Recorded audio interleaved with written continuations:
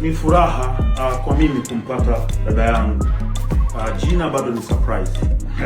Nimeambiwa na nikaidi kuficha hili jina kwa nguvu zangu zote ili ifike muda waseme wenyewe. Tuna sherehe yake kutegemea. Kweli, lakini kama itafika eti wiki 2 Diamond. Mimi sio kama friji lake aliganishi, mimi friji ndo sina kabisa. Hilo friji. Nikipita wiki 2 utalikuta jina Instagram. Lakini kingine kuna vitu vingi sasa vinaendelea, sherehe nyingi zinaendelea mfululizo kwa ajili ya kumpokea mtoto wa kwanza wa Zuhura Zuchu. Lakini pia mtoto ambaye kiuhalisia amekuja na bahati kubwa sana. Watu wengi wana furaha kumuona mtoto wa kwanza wa Zuhura na Diamond Platnumz. Sasa tunaruhusu makampuni yote ambayo yako tayari kwa ajili ya kuendana na sherehe zinazofuata. Sherehe zinazofuata nyingine sio, kuna ada shower, lakini pia kuna program ambazo zinakwenda, tutakuwa tunazitangaza kupitia social media za WhatsApp, lakini na sisi kama familia tutakuwa tunatangaza. Ingia wewe kama kampuni, usiofu, njoo kwenye management na kuweka namba ya simu hapo chini.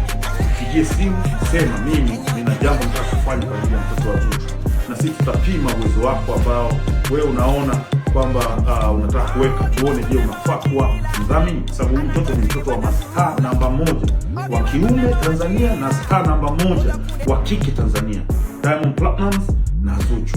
Kwa hiyo ili uingie kama mdhamini, hakikisha umeweka fungu ambalo linaweza kutosha. Na mimi nawaita makampuni ambao napenda sana, Magic Builders, wala Mzee Mandasi, hii ndugu yangu, ingia ndugu yangu, weka 150 ingia ili utembee na promo ya mtoto. Sawa, hakuna namna yote. Lakini makampuni ambayo yanauza vifaa vya watoto, unaona bana, kuna makampuni mengi ambayo yanauza vifaa vya watoto.